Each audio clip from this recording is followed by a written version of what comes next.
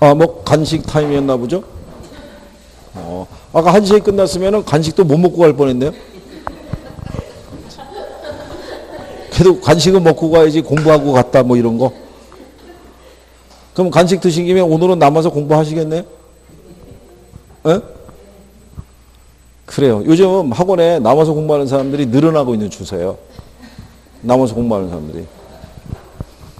아, 제가 오늘은 여기 올 때 깜빡 잊고 못 챙겨갖고 왔는데 서울에 제가 뿅망치 들고 앞에서 기다리고 있어요. 어디 가냐고. 그래가지고 앞에서 막 흔들고 있기 때문에 거기는 남아서 공부해요. 여기도 남아서 공부 좀 해야 돼요. 그렇잖아요. 아니, 간식도 먹고 뭐 이렇게 해서 오붓하게 해서 이제 남아서 공부도 좀 하고. 제가 그때 그랬잖아요. 하나의 챕터를 정해서 공부하시라고. 오늘은 우리가 무슨 챕터를 갖고 공부하자 그래서 공통의 주제를 갖고 이렇게 쭉 공부하다 보면 서로 대화도 나누고 얼마나 좋겠어요. 그죠? 예? 자, 그래요.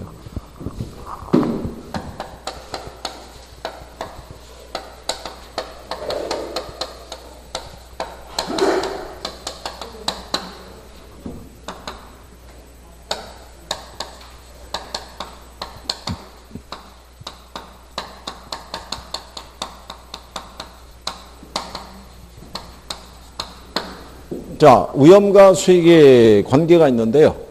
우리가 위험에 대한 투자자의 행동 또는 태도라고 그래요. 옛날에는 태도라고 번역했고요.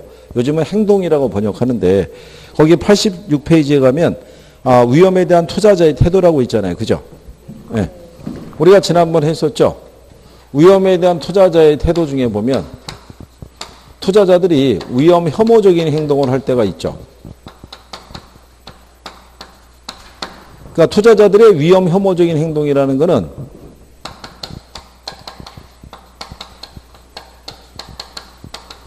기대 수익률이 동일한 두 개의 투자 대안이 있으면 뭐가 낮은 쪽을 선택한다는 거예요. 그렇죠. 위험이 낮은 쪽을 선택한다는 것을 투자자들의 위험 혐오적인 행동이라고 그래요. 그러면 이런 위험 혐오적인 행동을 하고 있는 투자자들이 있죠. 이 사람들은 위험을 감수하고 투자해요, 안 해요? 에? 아니, 이런 사람들도 위험을 감수하고 투자한다고요.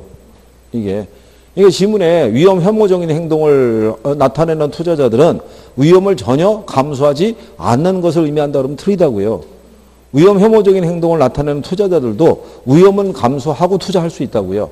그럼 어떨 때 위험을 감수하고 투자할 수 있다고 했어요? 위험을 감수할 만한 대가가 주어지면 위험을 감수하고 투자한다고 그랬잖아요.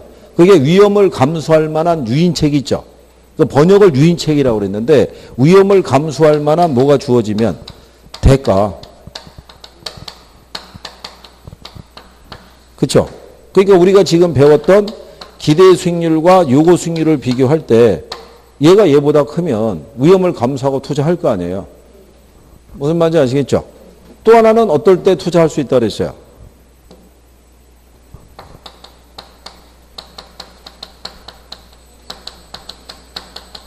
내가 투자하게 되면 사업 위험은 내가 피할 수가 없죠. 그렇잖아요. 사업 위험을 하지 않으려고 그러면 사업을 안 해야 되잖아요. 그러니까 사업을 한다는 자체는 사업 위험을 감수할 수밖에 없죠. 그러면 거기에 대응해서 반드시 대가를 요구하는 거예요. 뭘 요구한다? 대가를. 내가 위험을 감수하고 들어가니까. 그 대가를 요구하는 게 이거를 높이는 거라고요. 네, 요구 수익률을 뭐를 해서 상향 조정함으로써 그 위험에 대한 대가를 요구하는 거예요. 그죠? 무슨 말씀이 아시겠네? 그럴 때 요 투자자의 유형이 있잖아요. 유형에 보면 위험 회피형 투자자가 있고 위험 중립형적인 투자자가 있고 위험 선호용적인 투자자가 있잖아요. 어느 게 제일 합리적이라고 그랬어요? 에? 얘가. 그렇죠? 얘가 이런 행동을 하는 애라고요. 위험 혐오적인 행동을 하는 투자자가 위험 회피형적인 투자자인 거예요. 가장 합리적인 투자자라는 거예요. 여기 있는 위험 중립형적인 투자자 있죠? 이 사람은 생활신조가 가늘고 길게 살자 이런 거예요. 그러니까 어떤 위험도 감수한다 안 한다? 안 하는 거예요. 그냥 안전한 것만 투자하는 거예요. 정기예금에다 돈을 다 집어넣고 그냥 늘든 줄든 그냥 마냥 넣고 있는 사람이에요. 위험 선호형적인 투자자는 누구라고 그랬어요? 위험을 즐기는 사람. 갬블러적인 그 사고 있죠? 로또 사는 사람. 로또. 제가 그랬잖아요. 7월이 되면 중개사학원 주변에 로또 판매량이 증가한다고. 여기에 기대를 거는 거예요. 공부를 해서 아무래도 합격하기는 좀 쉽지 않을 것 같고 얘를 한번 사가지고 이걸로 역전을 한번 노려보자. 이렇게 해서 사는 사람들이 있어요. 그죠? 여기도 판매하는 데가 있나요? 아, 그래요? 그럼 7월 달 되면은 가끔 만나겠군요. 거기서.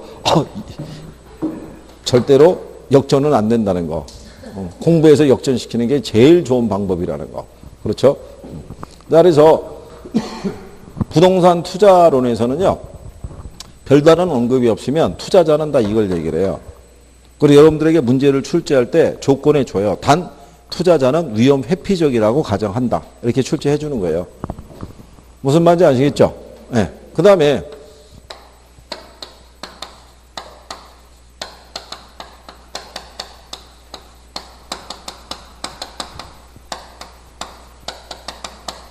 위험과 수익의 상쇄관계 있죠. 네. 위험과 수익의 상쇄관계는 뭐를 위험과 수익의 상쇄관계라고 그랬어요? 이거.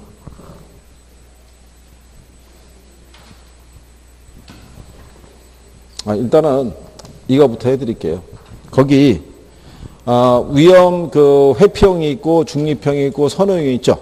네, 이 사람들의 위험에 대한 이제 무차별 곡선이 있죠.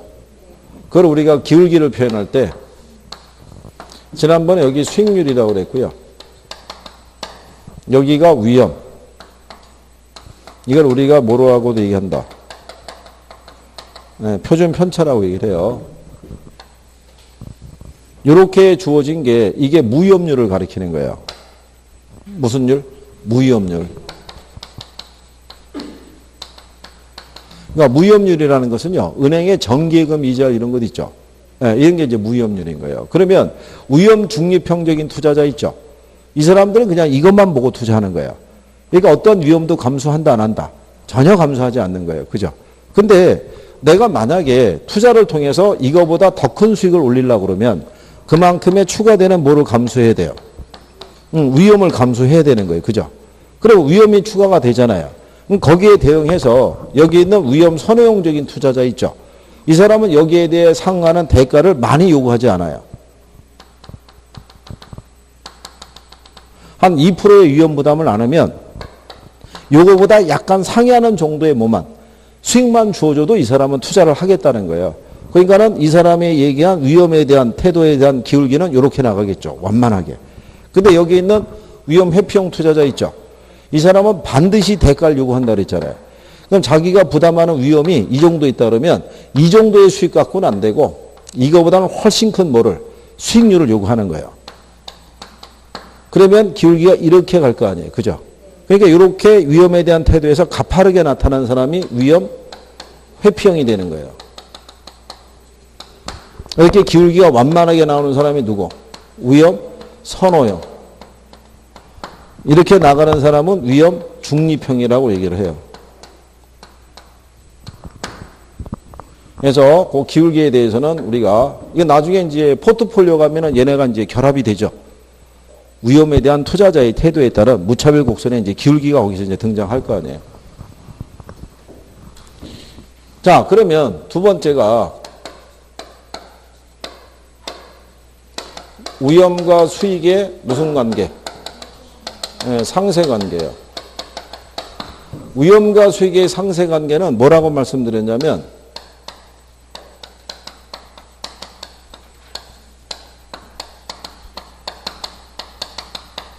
위험과 수익은 서로 무슨 관계다? 비례 관계라는 거예요. 그게 위험과 수익의 무슨 관계? 상쇄 관계. 여러분들 시험에는 어떻게 줬냐면요.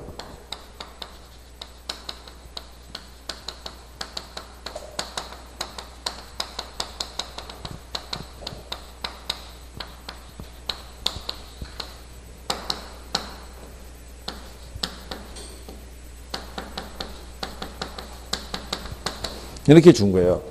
기대 수익률과 표준 편차 있죠. 이거는 무슨 관계다? 음의 관계다. 이렇게 준 거예요. 그럼 틀렸을 거 아니에요. 얘는 무슨 관계? 정의 관계, 비례 관계라고요. 위험과 수익은 무슨 관계? 비례 관계니까. 무슨 얘기냐면 수익률이 크면 그만큼 모두 크다는 얘기예요. 위험도. 수익률이 작으면 그만큼 위험도 작다라는 게 위험과 수익의 무슨 관계? 비례 관계잖아요. 이게 음의 관계라 줬으니까 이게 틀린 거죠. 그래서 여러분들이 투자자가 위험을 줄이는 방법이 있죠. 줄이는 방법 중에 하나가 뭐를 선택하는 게 있어요. 기대 수익률을 하향 조정하죠. 기대 수익률을 하향 조정하면은 뭐가 작다는 얘기예요. 위험이 작으니까 그게 위험을 줄이는 방법이라는 얘기죠. 무슨 말인지 이해하시겠어요? 근데 얘가 비례 관계면은 틀림이 없는데 항상 비례하진 않아요. 항상. 왜냐하면 수익이 크다고 위험이 반드시 크리란 법도 없고 수익이 작다고 해서 반드시 위험이 작으란 법도 없단 말이에요. 그러니까 상세 관계이면은 비례 관계이면은 틀림이 없는데 항상 비례한다 안 한다. 예, 항상 비례하지는 않는다 이런 얘기예요. 이게 또 이제 여러분 시험에는 어떻게 줬냐면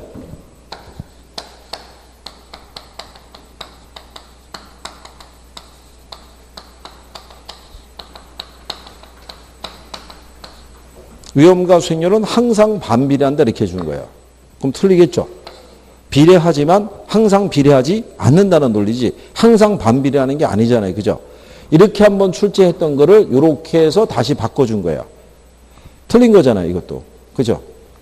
그러니까 같은 논리인데 표현만 조금 바꿔가지고 다시 등장을 시키는 거예요. 그래서 위험과 수익의 상세 관계는 일반적으로 위험과 수익은 서로 무슨 관계다? 비례 관계라는 것을 명시하고 있는 거예요. 무슨 말인지 아시겠죠? 네, 그래서 그런 정도를 여러분들이 구별하시면 되겠고요. 자, 그래서 여러분들이 투자자의 요구 수익률이 있죠. 요구 수익률은 무위험률 플러스 뭐로 돼 있다고 그랬어요? 네, 위험 할증률로 돼 있죠. 그럴 때 여기 있는 요 무위험률이 있죠. 무위험률은 뭐를 가리켰어요? 정기예금 이자율, 그 다음에 국공채 이자율 있죠. 그게 무위험률이죠. 근데 요 무위험률이 이렇게 상승하게 되면 요구 수익률도 상승해야 안 해요. 네? 상승하는 거예요. 요것도 여러분 시험 지문에 나온 거죠. 무위험률의 상승은 요구 수익률을 상승시키는 요인이 된다. 왜냐하면 투자자 입장에서는 이게 기회비용의 역할을 하는 거죠. 이 사람이 부동산 임대 사업에 투자하지 않았으면 여기다 투자했을 거 아니에요. 근데 여기서 오는 수익을 포기하고 들어간 거잖아요.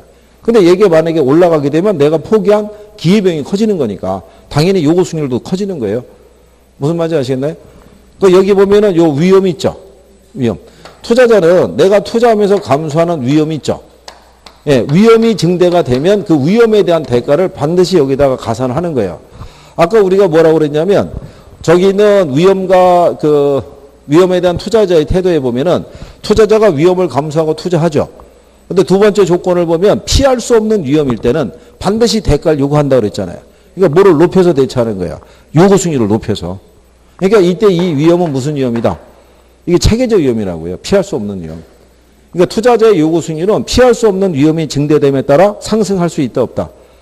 상승할 수 있다 이런 얘기예요. 그래서 그 내용에 대한 것도 구별을 하시면 되겠고요. 거기에 대한 내용까지 이제 정리를 해드린 거고요. 그래서 이게 89페이지에 가면 위험과 수익의 상세 관계라고 있죠. 예, 그래서 일반적으로 위험과 수익은 무슨 관계를 갖고 있다? 비례 관계를 갖고 있다라고 얘기를 해요. 그래서 이제 그렇게 해서 뒤에 가면은 무위험률과 위험 할증률 있죠. 예, 그런 것까지 이제 같이 우리가 정리를 해본 거고요. 그 다음에 이제 91페이지에 가면, 양가로번의 위험의 관리 방법이라고 있죠. 예, 그것도 기억해 주셔야 돼요. 요즘은 이렇게 보시면 돼요. 제목을 위험과 수익의 관계에 대한 내용이다 이렇게 나오게 되면 얘들이 지문으로 이렇게 쓰는 거예요. 묶이는 거예요. 이렇게. 그러면서 이렇게 돌아가면서 계속 내주는 거예요. 그러니까 출제자 입장에서는 지문 선택하기 좋잖아요. 이번엔 여기서 한 2개, 저기서 하나, 이번엔 저기서 2개, 여기서 하나 이런 식으로. 그래서 문제 하나를 만들어서 제목은 항상 위험과 수익의 관계라는 제목을 달고 출제를 해요. 기출문제를 이렇게 쭉 보시게 되면 제목이 있잖아요. 제목이. 제목에서 투자자가 어쨌든 제일 선호하는 게 위험과 수익의 관계라고요. 1장에서 우리가 다루는 게 그거예요. 위험과 수익에 대한 내용을 배우시는 거예요. 우리가 처음에 이론할 때 설명했었죠. 그거를 우리가 부동산 투자론이 1장이 부동산 투자 이론이고 2장이 부동산 투자 분석 및 기법이라고 이렇게 해놨잖아요.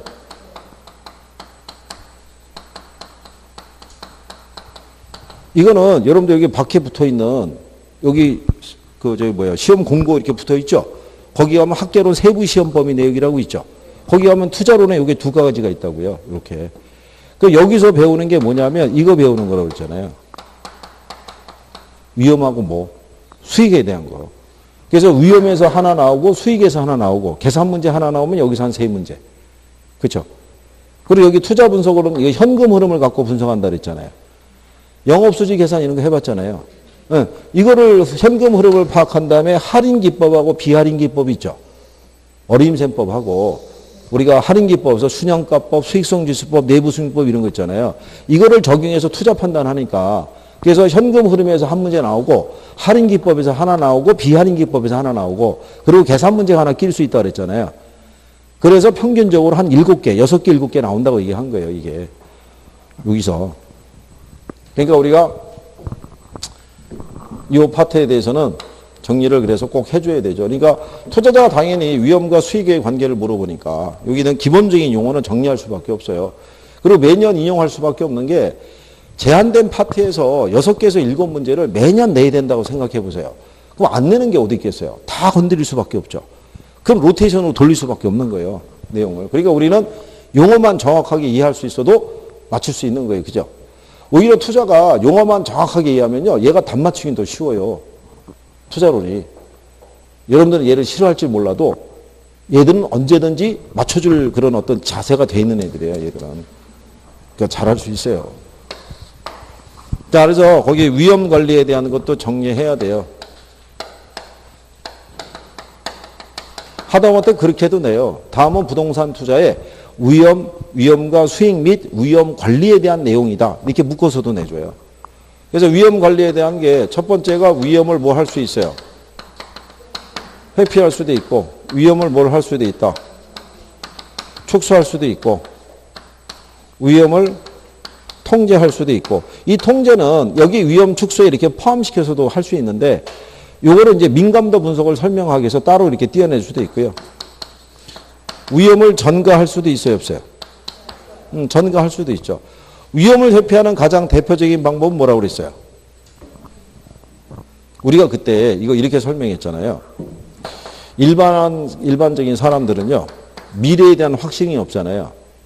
자기의 어떤 사업 문제, 직장 문제, 건강, 자녀 문제, 뭐 여러 가지 어떤 이런 미래에 대한 불확실성을 안고 살아가는 거예요. 근데 이 중에 뭐라도 하나가 잘못이 되면 그로 인해서 나에게는 많은 피해가 발생할 수도 있잖아요. 그러면 일반인들은 이런 부분에서 발생하는 피해에 대한 부담을 줄이기 위해서 일반적으로 뭐를 선택한다고 그랬어요? 그죠? 보험에 가입하는 거. 그게 위험을 전가하는 방법이잖아요. 그러니까 부동산 투자에서도 투자자들이 위험을 줄이기 위해서 어디에 가입하는 거? 보험에 가입하는 거. 그러면 위험을 회피하는 방법은 뭐예요? 만약에 여러분이 가지고 있는 재산을 투자 운영할 때 예금에 넣는 경우가 있고 주식 투자하고 부동산에 투자하는 게 있어요. 그 뭐를 선택한다는 거예요? 이것만. 얘들은 다 버리는 거예요. 그러니까 어떤 위험도 감수하려 들지 않는다는 게 바로 위험을 회피하는 거예요. 그러니까 위험한 투자안을 구성할 때 아예 제외시켜 버리는 거예요. 그러니까 이거는 합리적인 투자자라고 하기는 어렵죠. 왜냐하면 위험이라는 게 부정적인 요소만 있는 건 아닌 거예요. 긍정적인 요소도 있다 없다? 있는 거죠. 왜? 약간의 위험을 감수할 때 더 큰 많은 수익을 가지고 갈 수도 있어요 없어요? 있는 거죠. 그래서 이거는 바람직한 태도라고 하진 않아요. 그 다음에 위험을 줄이는 방법이 있죠. 네, 위험을 줄이는 방법 중에서 우리가 뭘 얘기했냐면 보수적인 예측에 의해서 기대 수익률에 뭐를 할 수 있다고 그랬어요? 하향 조정을 할 수 있다고 그랬잖아요. 투자 수익을 측정할 때 최대가 있고 중간이 있고 뭐가 있으면 최소가 있으면 뭐를 선택한다는 거예요? 최소를. 아까 우리가 저기서 해봤잖아요. 위험과 수익의 상쇄관계 있죠. 위험과 수익은 비례관계라고 그랬죠. 근데 만약에 수익이 작으면 모두 작다라는 거예요. 위험도 작으니까. 그러니까 이 사람은 가장 작은 걸 택하는 거예요. 그러니까 수익이 작으니까 뭐가 작다고 보는 거예요? 위험이. 그러니까 뭐를 줄일 수 있는 방법이라고 보는 거예요. 위험을 줄이는 방법. 그러니까 얘가 위험은 줄일 수가 있는데 불을 극대화할 수는 없죠. 이 수익률이 높은 거는 채택한다 안 한다? 이건 채택 안 하니까. 그래서 이 방법은 위험은 줄일 수는 있어도 불을 극대화하는 방법은 되지를 못한다라고 얘기하는 거예요. 그죠? 기억하시나요? 네. 그 다음에 두 번째가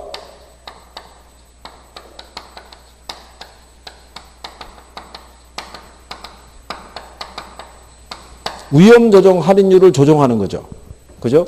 위험 조정 할인율의 또 다른 표현이 뭐라고 그랬어요? 요구 수익률, 요구 수익률. 그러니까 여기는 뭐를 높임으로써 이걸 상향 조정함으로써 위험에 대처하는 거죠. 그래서 이 표현도 많이 쓰는 거예요. 투자자는 자기가 부담하는 위험이 크면 클수록 요구 수익률을 어떻게 하겠어요? 높일 거 아니에요. 그걸 낮춘다 그러면 틀리는 거예요. 이게 순간적인 착각을 유도하기 위해서 출제자가 잘 쓰는 거예요. 그래서 얘는 요구 수익률을 뭘 한다는 거예요? 상향 조정하고 기대 수익률은 하향 조정하는 거예요. 이걸 바꿔서도 낸 적이 있어요. 그러니까 그리고 위험을 축소시킬 수 있는 방법으로 뭐를 쓸 수도 있어요.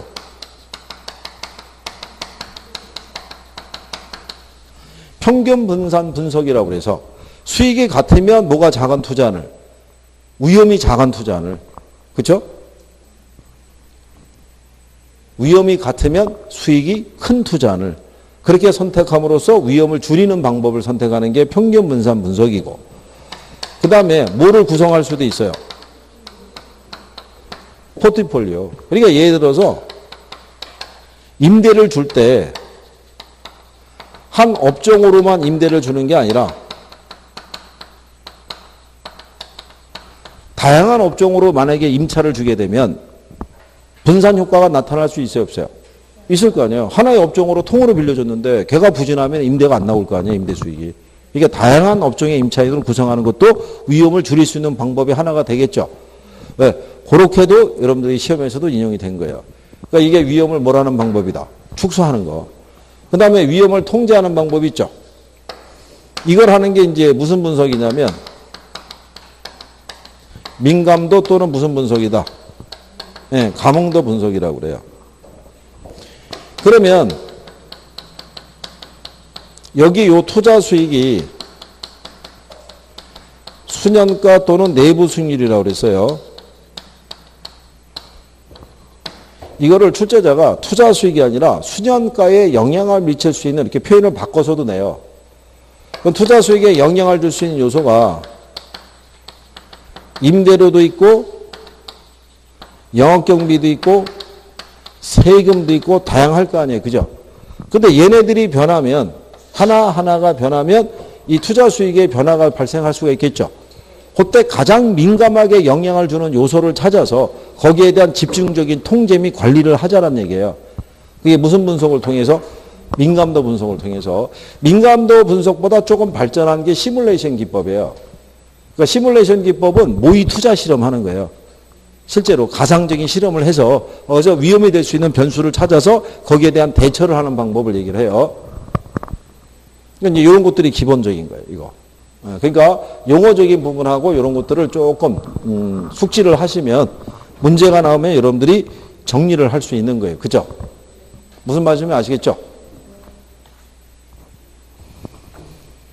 자, 근데 이제 옆에 뒤로 가시게 되면 이제 92페이지는 이제 그게 따로 이제 또 정리가 되어 있죠. 박스로. 네. 그 다음에 옆에 이제 93페이지에 가면 평균 분산 결정법 또는 평균 분산 지배 원리라고 되어 있죠.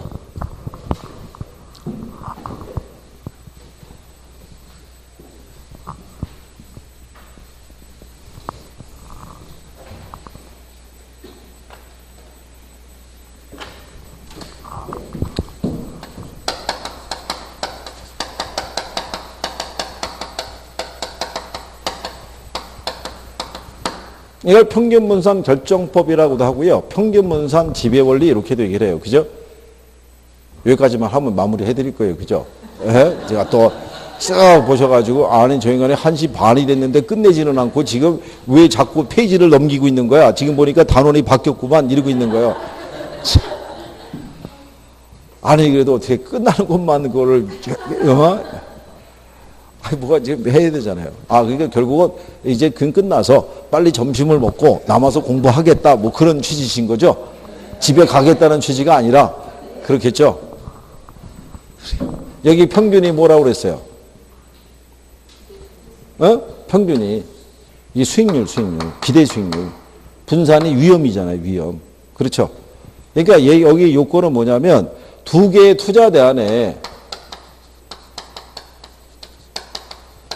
이 기대 수익률이 만약에 같잖아요. 그러면 위험 또는 표준 편차 있죠. 이게 작은 투자안이 또 다른 투자안을 지배한다는 논리예요. 그죠? 근데 만약에 뭐가 같으면, 위험이 같으면 뭐가 큰 애가, 수익률이 큰 애가 또 다른 투자안을 지배한다는 논리인 거예요. 그죠? 그래서 우리가 이걸 이렇게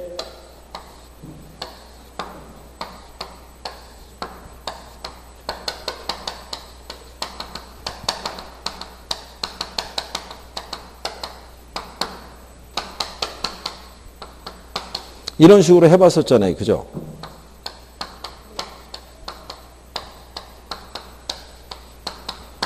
자, 이렇게 A하고 B의 두 개의 투자안이 있으면 우리는 뭐를 선택한다 그랬어요? A를 선택하겠죠. 수익이 같잖아요. 그럼 뭐가 작은 애? 위험이 작은 애를. 그러면 이쪽에 가게 되면 얘가 8%, 얘가 8%일 때 얘가 12%고요. 얘가 16%예요. 그러면 C하고 D 중에 뭐를 선택한다? D를 선택하겠죠. 위험이 같으면 뭐가 크네? 수익이 크네. 이거를 선택하는 것을 우리가 평균분산 지배원리라고 그랬어요. 그죠? 이거를 그대로 나타나는 게 효율적 전선으로도 나타날 수 있다고 그랬죠. 효율적 전선이 바로 이 평균분산 지배원리를 충족시키는 포트폴리오의 집합을 연결한 곡선인 거예요. 그죠? 어차피 다음 주에 뭐 또 여기서부터 해야 될 것 같으니까 그래도 이렇게 해놓고 가는 거예요. 그죠? 그럼 다음 주에 선생님이 할 말이 있잖아요. 지난주에 했죠? 뭐 들은지 할 거 아니에요. 그죠? 그거 어떻게든 해봐야 되니까.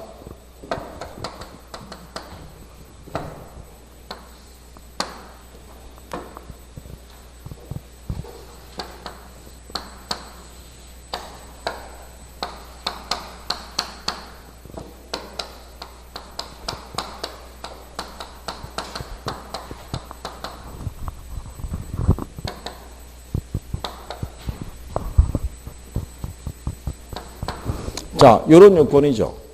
B하고 C가 있으면 우리는 뭐를 선택한다? B를.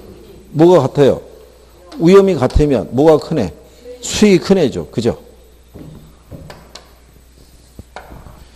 여기 D가 있어요. 그죠? 네. B하고 D 중에 선택한다 그러면 우리는 B를 선택하죠. 일단 얘네가 수익률은 같잖아요. 같은데 D가 위험이 크잖아요. 그러니까 그러니까 수익이 같을 때는 위험이 작은 애를, 위험이 크기가 같을 때는 수익이 큰 애를, 그 투자를 선택해서 연결한 선이 바로 뭐다? 효율적 전선이라고요. 이게 효율적 전선이라는 거는 이 평균분산 지배원리의 조건을 충족시키는 조합이죠. 무슨 말인지 하시겠어요? 그러면 여기다가 이렇게 해도 똑같잖아요. 여기까지 안 나오겠군요. 더 가야지 나오겠군요. 자, 이렇게 돼 있을 때 그럼 여기가 만약에 2가 있고 여기 F가 있어요. 그럼 2하고 F 중에 뭐 선택해요? 2를 선택하죠. 뭐가 같아요? 위험이 같으면 수익이 제일 큰 애를. 무슨 말인지 아시겠죠? 그 조합들을 연결한 거라고요. 이게 효율적 전선이라는 거는 평균분산 지배원리의 조건을 충족시키는 포트폴리오를 선택해서 연결한 선인 거예요. 그러니까 이 안에는 무수히 많은 이런 조합이 있어요, 없어요? 네, 이런 조합이 있을 거 아니에요. 무슨 말인지 아시겠죠? 네, 그래서 이 효율적 전선과 아까 우리가 위험에 대한 투자자의 태도에서 무차별 곡선의 기울기를 봤었죠. 그래서 기울기가 가파른 애가 있었고 기울기가 완만하게 나온 애가 있었잖아요. 그렇죠? 그래서 투자자 개인의 무차별 곡선과 효율적 전선이 최초로 접하는 점이 있죠. 여기서 최적의 포트폴리오가 결정이 된다는 거죠. 그게. 그래서 아까 우리가 기울기가 가파른 애가 위험 혐오적이고 회피적이고 완만한 애가 위험 선호용적이라고 우리가 아까 구별했던 거죠. 그죠? 네, 그래서 그 내용에 대해서 다음 시간에 여기서부터 해서 정리를 쭉 하고 투자로를 이제 다음 주에는 마무리할 거예요. 그죠? 그러니까 쭉 해보셔야 돼요. 집에서. 그래 이제 그 다음에 이제 금융을 하고 이렇게 쭉 넘어가면서 정리할 거 아니에요. 그죠? 네? 복습 잘 해주시고. 다음 주에도 또 간식 싸갖고 와서 끝나고 공부하려고 이렇게 간식 많이 싸갖고 와서 드실 거죠? 그래요. 잘해줄 거라고 생각하고. 그래요. 자, 오늘은 여기까지 합니다. 고생하셨습니다. 수고하셨습니다.